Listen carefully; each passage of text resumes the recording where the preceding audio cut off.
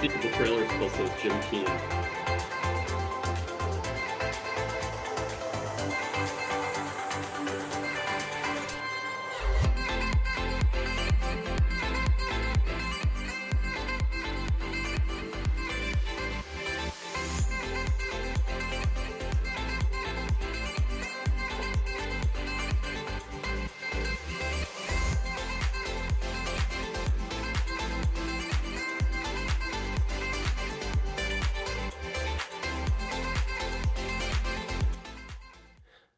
I realized my banner was off there.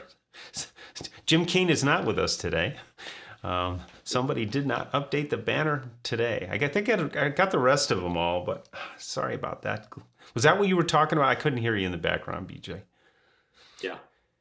Oh, yeah. Well, you miss one thing here and there.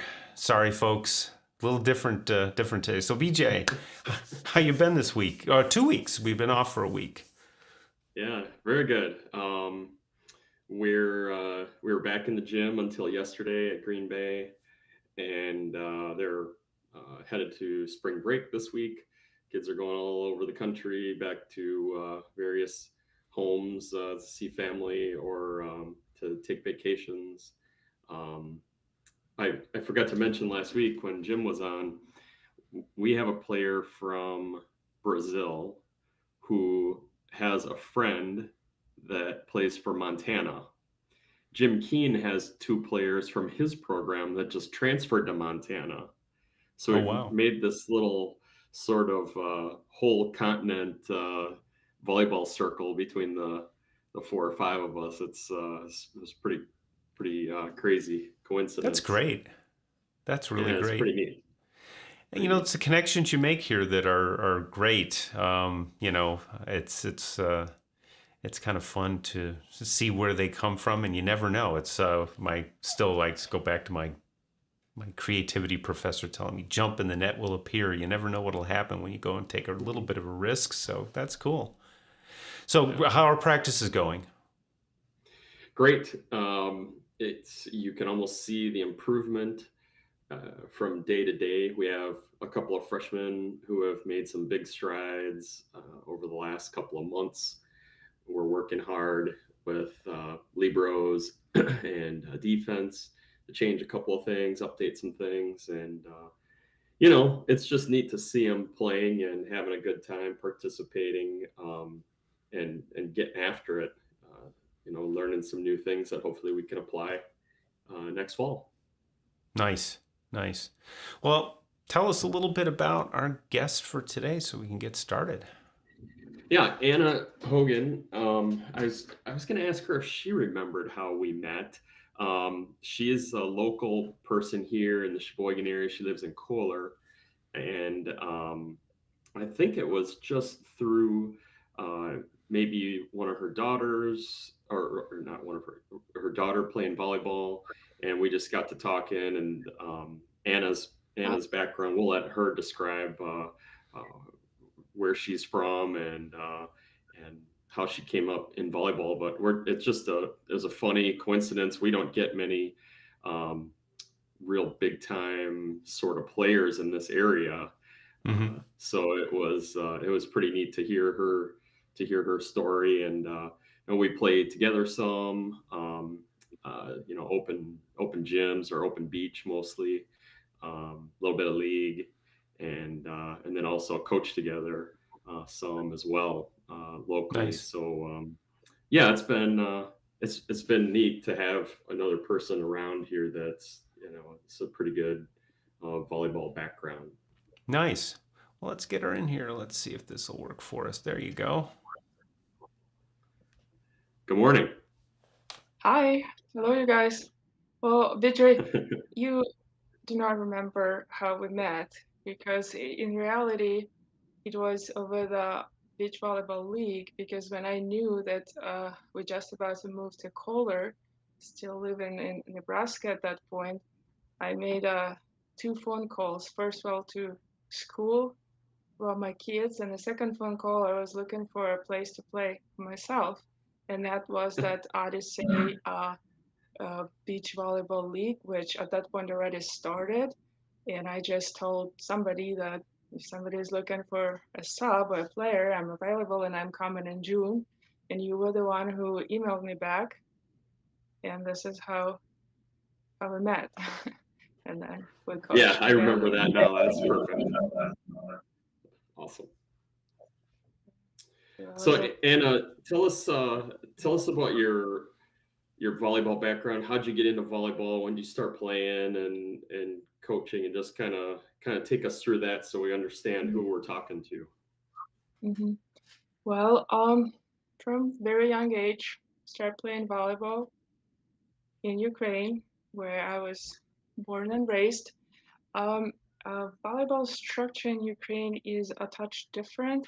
So when people here is asking me like if I'm playing college, if I played college or not in Ukraine, it's tough to explain that in Ukraine the whole system is different. It's mainly run by the big super clubs. Like think of it like a big franchise. Think of it as Green Bay Packers of volleyball, who are heavily sponsored by big industrial companies or factories, and that club has a whole structure of like a feeder school where some so-called sports schools for little kids where they pick up the kids as early as 8 years old or so, first grade, and it's like a beginner level. Then there is a middle level coach, it's a different coach too, and then at about the college age, that is a top coaching system, and um, those clubs are playing. Those clubs are playing in the divisions 1, 2, 3, and a top division, something called a Super League. And out of the representatives of the best players from the Super League, that's where the national team is formed. So I was in one of those clubs, and from the very young age, um, playing actively um, all the way through my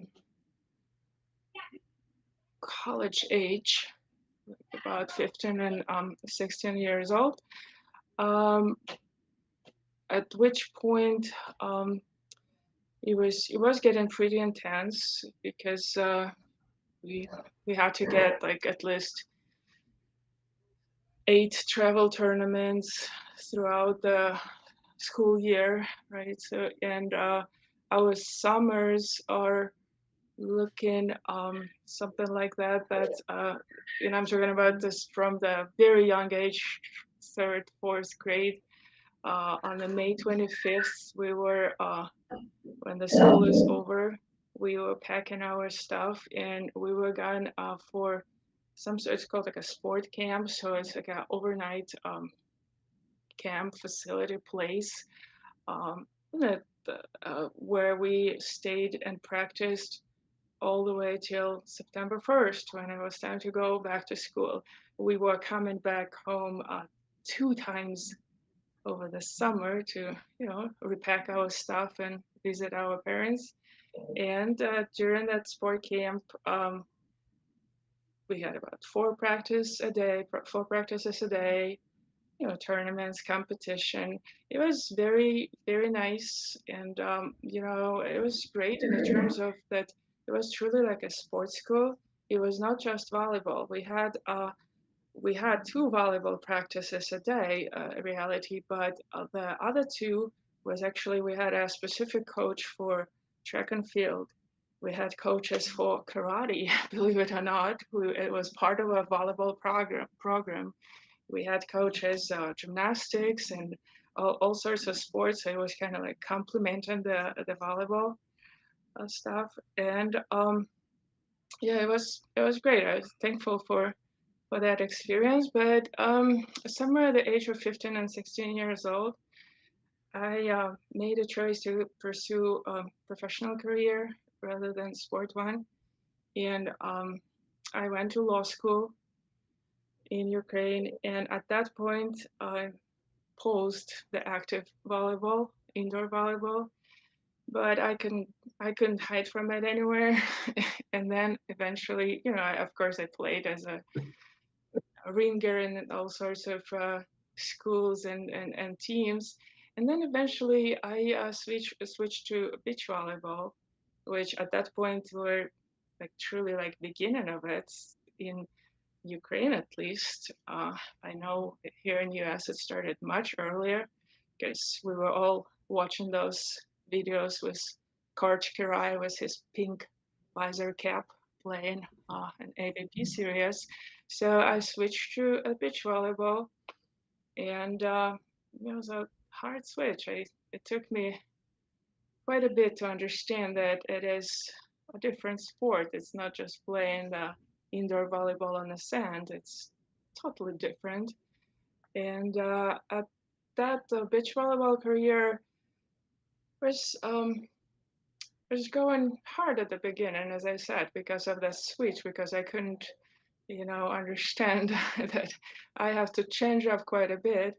But then in a while, it got better, and eventually I had a national ranking in Ukraine as a beach volleyball player, and my I would say my best was I think we were fourth in a Ukrainian national championship was my partner at some point, and that gave us a good ranking. Um, but I was still holding a full-time job doing that, so I know I wasn't pretty intense with that too. But I think that was a great experience, and this is how my Ukrainian career went. It's neat to talk through. You and I have talked about that a couple of times, and it's neat to hear how somebody works their way up through a system and gets to that top level, no matter where you are, whether you're in the U.S. or Ukraine or whatever country it is. It's interesting to hear people's stories as they as they go along. How did you get into coaching? Because I know you've coached at a couple of different places. Particularly, we've talked about when you were in Nebraska coaching there. How did that get started for you? And what did you? Where was your coaching focus? Well, coaching started truly in Ukraine as well, because as part of that system and part of that sports school, the way it was built that the older kids, when they're somewhere in a middle school, they helping out with the little ones as assistants and helpers and all sorts of stuff. And as you grow older, of course, your helping experience is widens, and you're more actively involved with that. I was coaching a couple of school teams in Ukraine too before I moved here, and then when I moved here, kind of I don't know. I didn't pursue my legal career. I kind of thought that, hey, if I'm changing my life that drastically, I might as well do something that I love. And I showed up at the really at the house, personal house, one of the club director uh, at the it's called Lagrange area, just outside of Chicago, suburb of Chicago. There's like a big club called First Alliance, or Alliance Juniors. Very popular there. First I asked local moms like, what is the most competitive club in the area, and they pointed me out that way, and I couldn't find any better way, better context. I just literally showed up in front of a club director's house, handed her my resume, speaking with that heavy Eastern European accent, and walked away. And then she called back, and this is how it started. I was coaching in this Chicago area club quite a bit for 3 or 4 years till we moved in a different area. Mostly coaching 12s, 13s, kind of like a young kid. I know this is where my heart was. Um, Learning along the way myself a ton. because as you can imagine, volleyball is volleyball, but a lot of stuff is different and techniques and especially coaching style and coaching experience where I had to learn for myself what is that the equal playing time that I need to support because back in Ukraine there was no such a thing. So it was like a cutthroat competition and whoever performs plays and whoever is not benched. And I got to learn that for myself as well as a lot of other stuff, techniques actually. Some techniques were different and it was great. And then due to my husband work, we had to move to Nebraska. And over there, I really tried to, there was not much active volleyball going on around. And I was really trying to pursue some beach volleyball coaching. And I just put up a small beach volleyball program over there. It was really 10, 15 kids or so, but it was great. It was great. We were coaching over there, as long as doing some a small volleyball, programs for young kids that are 3.5 years old. So that was a fantastic experience. Uh, and then we're here. Over here, I don't know, BJ probably remember that once we moved here, my husband, who is just started his new job here, he asked me to please not to coach for at least a year so he can truly concentrate on his work because my coaching involves him babysitting for kids. So he asked me to please like take a little break and I said great. And then when we were doing that camp with Bridger, remember in our Kohler school, it was exactly like his like 1 year anniversary of their new job. So I waited a year and then I think it was the next week we already were coaching and helping. Yeah, we've coached a couple of different camps together, as well as probably one of my favorite things to do right now is similar to what I think Steve does. I've helped to coach at our local recreation department, and Anna's daughter is a fourth grader now, but she's been coming to our third and fourth grade sessions since she was a second grader. So she's yeah, first grader, yeah. And now she's a fourth grader coming to our fifth and sixth grade sessions, and fitting in pretty well. So she's been around volleyball at age how is she 9? Hmm. Yeah. So she's been playing volleyball for 3 4 years already at the age of 9. So that's how we keep Anna keep pulling her into our local volleyball setup.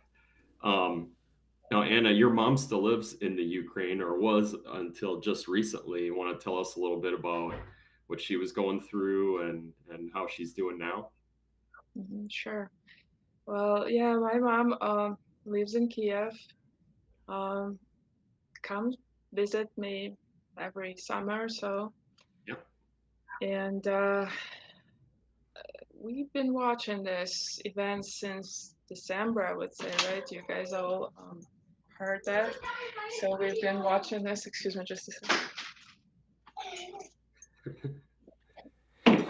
Yeah, I'm doing similar stuff, BJ, but I'm starting my players at 15, 16, so it's a little different than starting at 8 and 9, but same idea. Got to learn the same skills.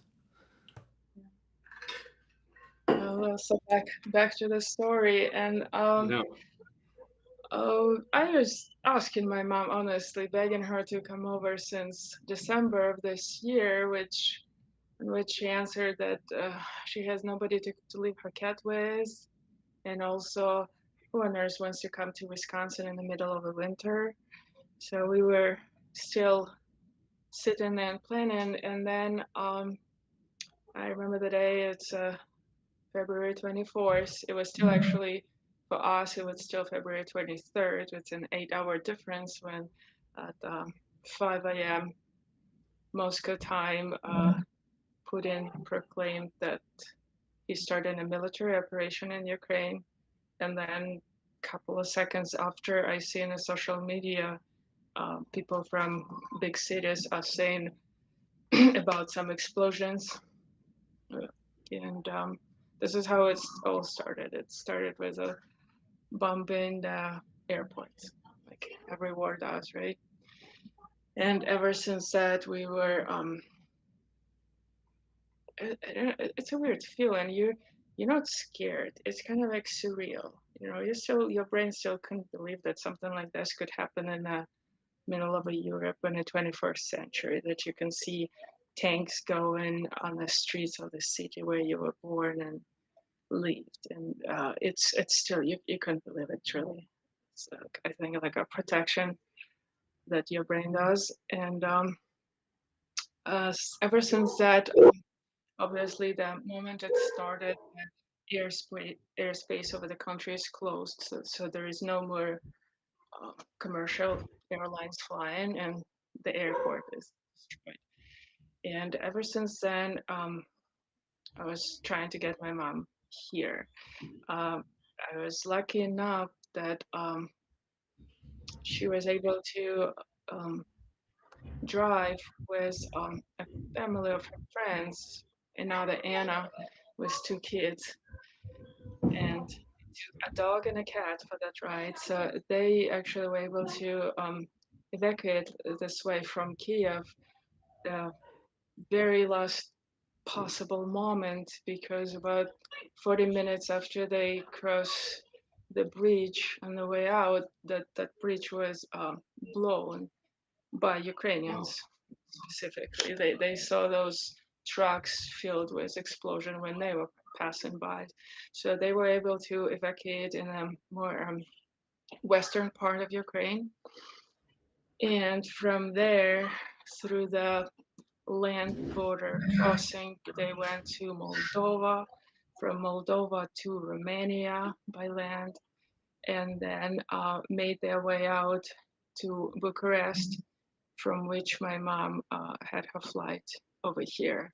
So she Wow. counted that over the 6 days, she visited about 5 different countries on that way out. And of course, it was, you know, beyond stressful. I barely slept those days. Well, not just because I'm nervous, but this is my only way to communicate with airlines and hotels with an 8-hour difference. So, but she landed yesterday in O'Hare. I picked her up and she's here now. So it's all good. It's That's great. It's great for my mom. I still don't know what to do and what to think about the rest of the Ukraine and all my friends and my classmates in all those cities that being bombed. I don't know what to make of it, but that's how it is. yeah, it's unreal to me too, and hearing it, through and just kind of following, with what you were going through with your mom, and it's just it is amazing that that something like that can happen in Europe. It's you just don't think about it. It's been so long since anything like that has gone on, to this level, and the proximity of knowing people that are having to deal with it is what really was. You're right. It's not scary, but it's just it is. It's unreal. It doesn't feel. Uh, it's hard to believe it's really even happening. That's true. So I know. I think yeah, I forgot to mention. She actually did took her cat with her. So cat is really. in my yeah, it's in my basement. That was a problem for people. I read when you mentioned that previously. I read about people getting on a train and everybody's holding a cat or a dog or some animal. I mean, what do you do with your pets Yeah, like it's that in that situation? it is a huge problem because I mean honestly, like all the authorities in both in Ukraine and all those neighboring countries, well, it is a quite a hard process, especially in EU. Um, the documents for the animals, it's surreal too. There's just some like a microchips, special passports. It's like very difficult paperwork for the animal, but eventually all the authorities they just ease up on all that, and they just said, take your pets with you. Don't leave them behind. Take them to Romania. If they don't have a proper paperwork, we'll do it over here. But take them with you. Don't leave them. And yeah, it's not easier. And try to fly with a cat. I had more trouble making a reservation for the pet than for my mom itself because there's some restrictions and there's only that many animals that could be on the plane at the same time. So that was that was a big one, but it is. Eventually it Yeah. all works. Well, I'm glad your mom was able to make the trip and get settled. It's obviously really frustrating for everyone, and then figuring out what you can do about it. No one likes to feel helpless, but there's a little bit of a lack of control that I think you're right. Your brain kind of helps you get through it in kind of strange ways, but it does help you with it.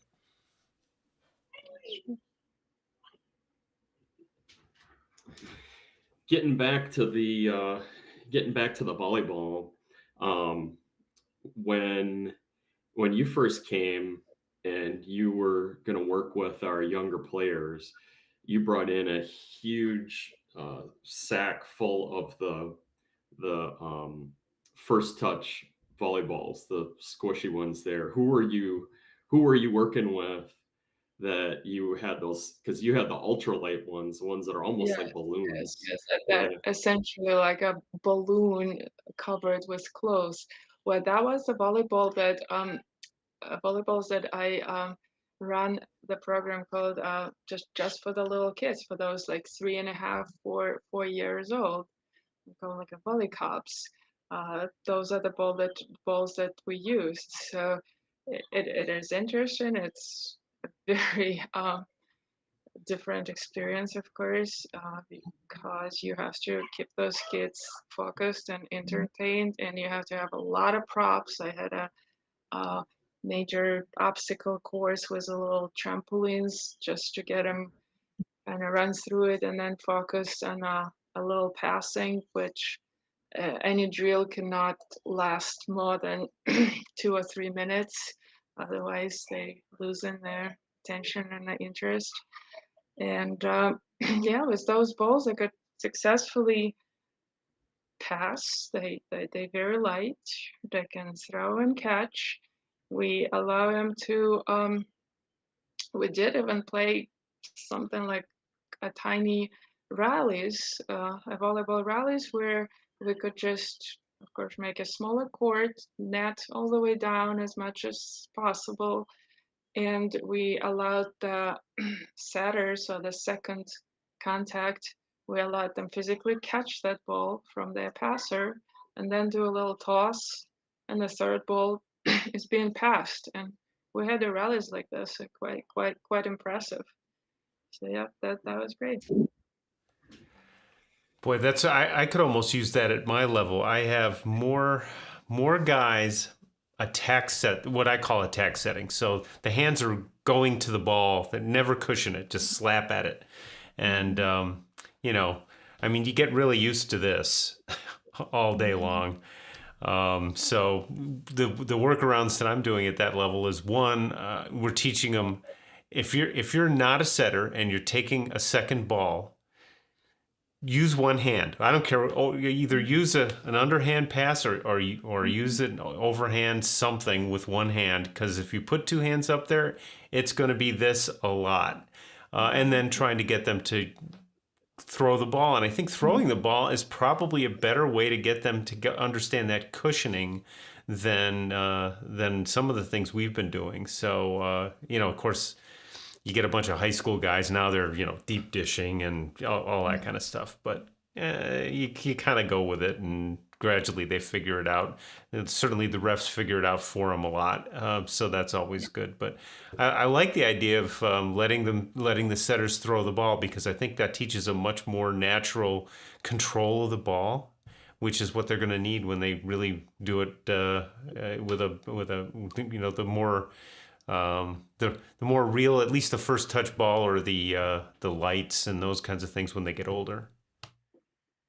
Yeah. Or the bump set, which is also another good way where the beach volleyball can come quite handy, where the bump set is used quite a bit instead of the actual classic handset. Yeah. And yeah, so that was actually one of the things that took me a while to understand, that passing in the beach volleyball is different, and that you actually do have to let her hands fly quite a bit, almost up to your chin, in order to get that nice freezing moment of the ball for your heater. So that's the technique of a bump set. It's not just passing, it's a touch different, but once you figure it out, and once the kids figure it out, they can use it multiple ways, and they can be like pretty accurate with the set, just using their passing platform. Yeah, and Anna's a super accurate bump setter. The first time that she came and played with us, we had just we had three of us in a 4-person league, 2 guys, and then Anna set for us, and every ball was bump set that she had, and they're all just right where they need to be, and it threw both of us off for a little bit, but it really threw the other team off, because they weren't used to that extra 3 or 4 feet that the ball travels from that set. Is really it messes with people's timing. It's unbelievable how much that is different, but we caught on a little faster than the other team did, but actually both of us had excellent attacking match that she set. You had a great time that time. Yeah. Anna's got every shot in the book, every beach shot, every knuckle, every flippers. She's got them all. Can hit everything, and it's pretty incredible to watch a talented beach player up close. Yeah. Although mostly we just play recreationally at Saturday mornings at the beach, but still it's pretty fun to watch. What we call them old guy shots, because our guys will be out there, and I'll go out every now and then, and I don't play much anymore, but I'll get out there and they'll go, "How'd you do that?" And it's like, well, I've seen a few things, and it's just little things. I still have guys who are doing this, not many. I think we got most of that gone, but I've got guys who have been playing 2 weeks now. And I'm throwing them into matches because we need to, but they do pick up on little things, and there are. I mean, technically speaking, when I started playing, you could never use an open hand for anything, and now you can. They'll let it go if you kind of make it a real violent motion. But I mean, every player of my generation used the back of their hand if they had to stab a ball. And so I still teach that, because it still doesn't get called. And then you get an old school ref, and you're going to see, all kinds of things that might go today that won't get called. And I kind of try to train them for that, because and train them to kind of not worry about doubles. It's like we don't debate doubles. We just move on. A couple of the boys will get into it, and I immediately kind of talk to them and say, forget about doubles. If they're called, they're called. You're not going to change it. Just let the refs ref and just play ball. and we're getting better at that. Yeah, it's amazing how everything, like a technique develops and changes, like not just between the countries, but I think like in our own, you can see like something that we were young and we were playing, and now it just got developed, got better, some things, and different. A little research here, something more safer in the terms of injuries, and it's very interesting. That's you cannot just be stuck with your knowledge and Oh, baggage yeah. that you need to It's be keep. one of the things I really liked about working with Mike was he was always learning new things. But I remember my son started fairly young. I got him out there in fifth, sixth, seventh grade playing a little bit, and by the time he hit junior high, he was in high school. He was a really good underhand passer. But then they changed the rules to allow overhand receipt and double on the first, no doubles on the first ball, and everybody's using their hands. And he goes, I just learned how to do it this way. Now I've got to figure out how to do this. It frustrated the heck out of him. I said, look, it's going to serve you well to have a good bump pass. And he ultimately kind of got that, but he was not happy at first. Anna, you almost exclusively bump set. Where does that come from in beach? Why is it that we mostly work on bump set rather than hand setting? Well, as I explained to my coaches or setters, where they asking the same thing, right? Why can I'm a great indoor setter. I have a great hands. I can use it. Why do I have to learn a bump set as a supplement? I could just hand set.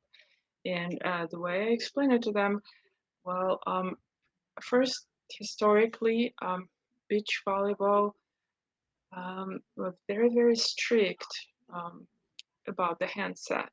I don't know exactly where that was coming from. My gut feeling from the idea of they were trying to maybe slow the game down a little, or I think from the like a perfect handset, the kill would be so hard that there would be no point of defending. The game would be the rallies would be short maybe, but it was historically very strict. There was a very few players who could perform a clean handset at the beach volleyball.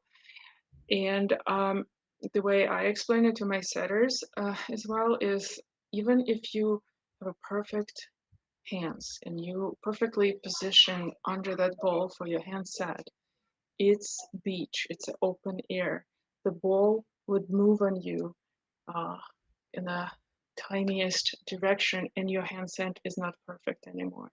And then there would be time where there would be wind, and there would be a strong wind, and your only way to play in a strong wind is a fast, short driving passes close to each other. So you need to have that technique of the bump set, at least as a supplement to your handset, if not vice versa. There would be a lot of times where the whole structure, the beach volleyball, right? We're not driving the ball to the net where the setter waits with her hands up. We're passing up in front, somewhere in that beach, that circle of life, right? That like a nice center spot at the middle of the court from where the set goes to the heater. So it's not ideal for handset. So this is absolutely essential to develop a good bump set for the beach volleyball, and it is um, it is a touch different technique, right? It's not like when we yelling at the kids. I know BJ doesn't yell for that. It's my Ukrainian authoritarian coaching talking.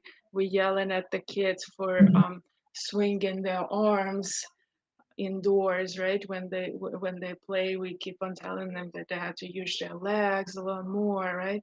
Well, for the good bump set, it's quite the opposite. It's a higher stance. It's almost like a satin stance, like handset and stance, whereas your passing platform, and your hands have to go follow all the way to your chin at least or more in order for your ball to kind of get cushion in the air and get that nice um, high up point for your heater, so your ball doesn't drive forward and doesn't fly away from your heater, but it instead of kind of like hang up in the air for that nice swing. So that's kind of the main reason of it.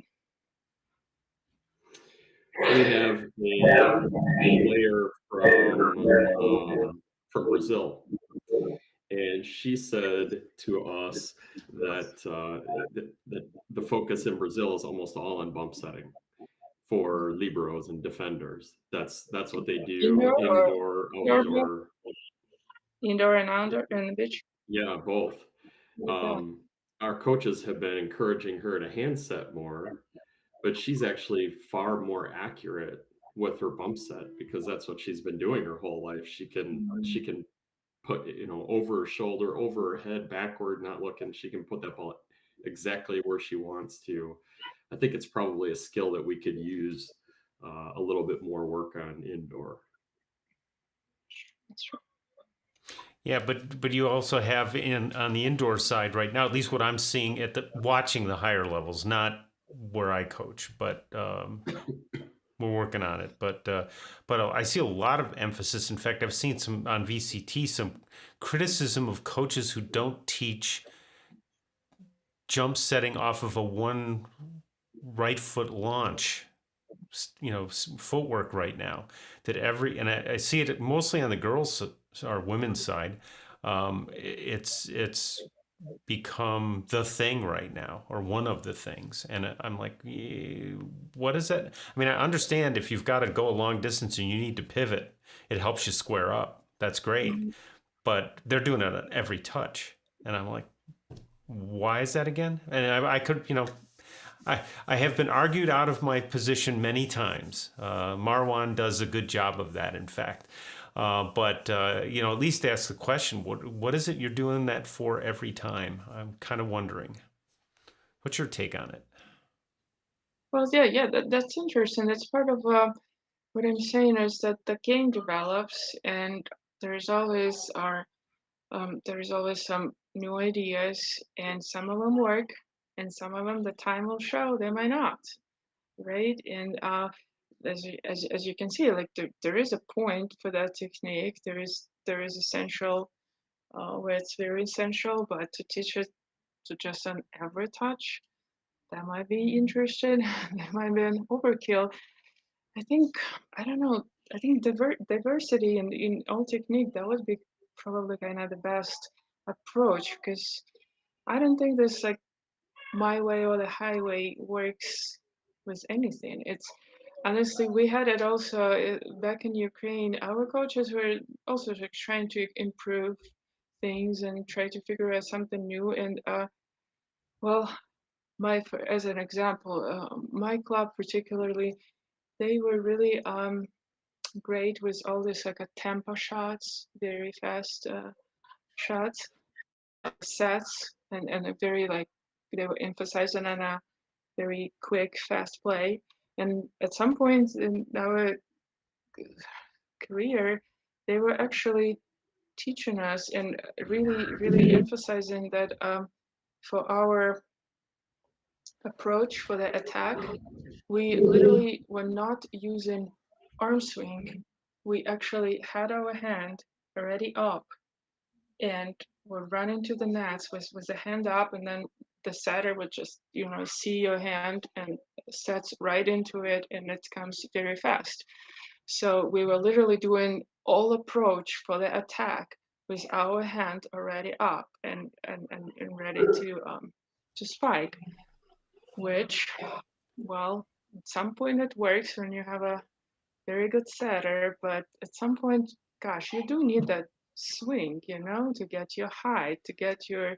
And when I switch to the beach volleyball, gosh, I do need a swing. I cannot just have one of my arm be stuck up high. So I mean, this is something that the time will show. You know, if it's gonna stick, if it's that technique will be successful, maybe we'll be looking into it. But it's hard to say it, right? I actually really like that observation, though, because, for example, I have this, we talked about it before we came on air. I've got this, young player who's lacking a little bit of control, but he tries to take the big swing on everything. And teaching him that, hey, by the way, you could even approach with your arm up, and especially, if you're running a middle attack, or if it's something quick, or if the ball is just not set very well, you don't have time for the windup. Just get that arm up and make contact as high as you can. We talk about that a little bit, but just to give him that, hey, by the way, there are teams that do this and do it successfully, gives them some thought about being more diverse, I think, is a really good way to put it. Be more creative with how they hit the ball in different circumstances. I love that. That's true. Yeah, I think a lot of trends like that, fads, have happened in volleyball. The one that always comes up in my mind is when we were passing the ball directly at the setter, just speed passing it in order to in some way to trick the other team, or to make the other team have to play faster. It really never worked. The other team was always ready, and we figured out over time, at least most people figured out over time, that a nice high dig or a high pass gives the offense time to develop, and you can run your offense just as fast. It just happens a little later when you pass high, much more organized. So I think you're right. I think some of those fads, they come in and out. Um, you know, over the last maybe two quads or so, the outside setting has gotten really fast, particularly the U.S., but other countries are doing it too, where they're setting the ball as hard as they can and fast as they can out to the pin. I wonder how long that sticks around, or if we start to see that change a little bit. What about on the Yeah. beach? Do we have fads like that on the beach? Like, what's changed out there in the last 6, 8 years? Uh, well, hand setting got a little easier, I thought. Because at the beginning of the sport, it was non-existent. I don't know, there were two, three players around the world were risking to do the handstand. Hand setting got a little easier. Sure, more people using it. I think gradually they start developing more. They start to develop some more combination, some setting behind you, versus like the first it was just like that strict, pass, set, hit. Now they trying to run a lot of different fans. Um, I don't know, dynamics, player to player, combination and dynamics changed quite a bit. I remember at first it was like very clear, if you remember all those like first beach volleyball successful teams. It was very clear that there would be one person who is a pure defender, Karchkarai, and then Karchkarai would grab himself some 6'7" offensive player, put him at the net, and this is how they play. There was a lot of teams like that. And then gradually, I think it's getting more balanced, where there's two players who are both successful defenders, and they both quite inventive and nice spiking, and um, kind of goes along the way. But I mean, there's a lot of stuff is individually, it's a lot of techniques also that being developed by players, and some of them stick, some of them are not.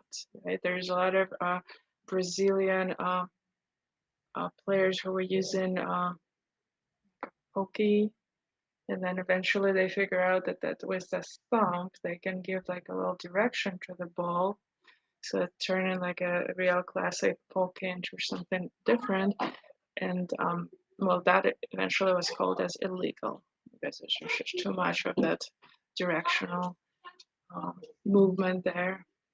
But yeah, I think a lot of the techniques, like there's some pokey, guys using it, the ball, and they're just really like joisting for the ball up on high, and they're just poking as a straight hands. I don't know, the girls cannot do it because of the nails.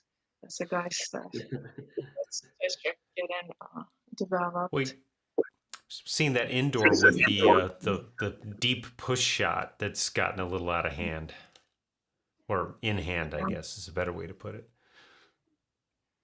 So yeah, it's been interesting to watch and see how it all develops. I'm sure like 3-4 years from now we'll be talking. There'll be some new techniques that's out there.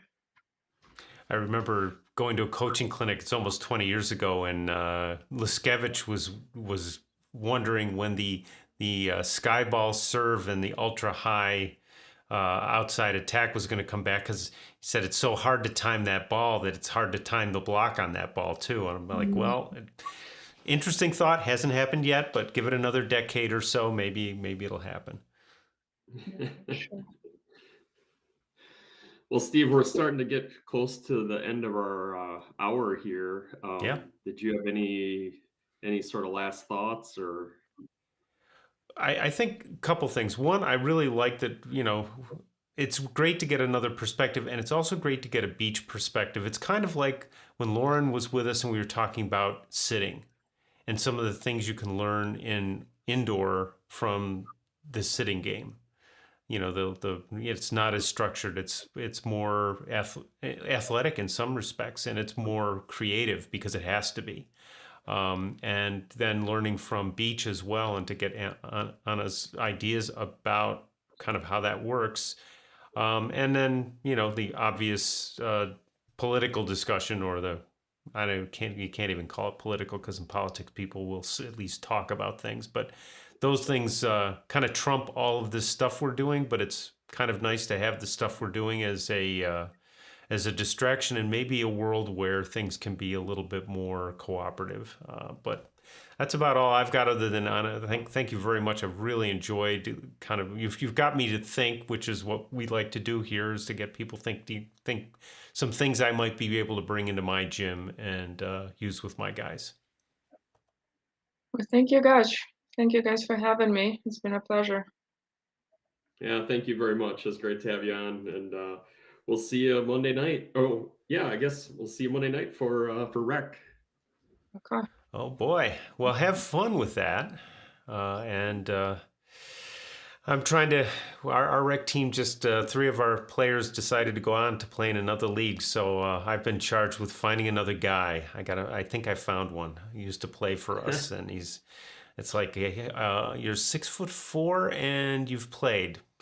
That'll be good. We'll start with that. So, Anna, thank you, and hope you have a great time as your mom gets settled in, and hopefully the cat will get along with the dog. So, okay.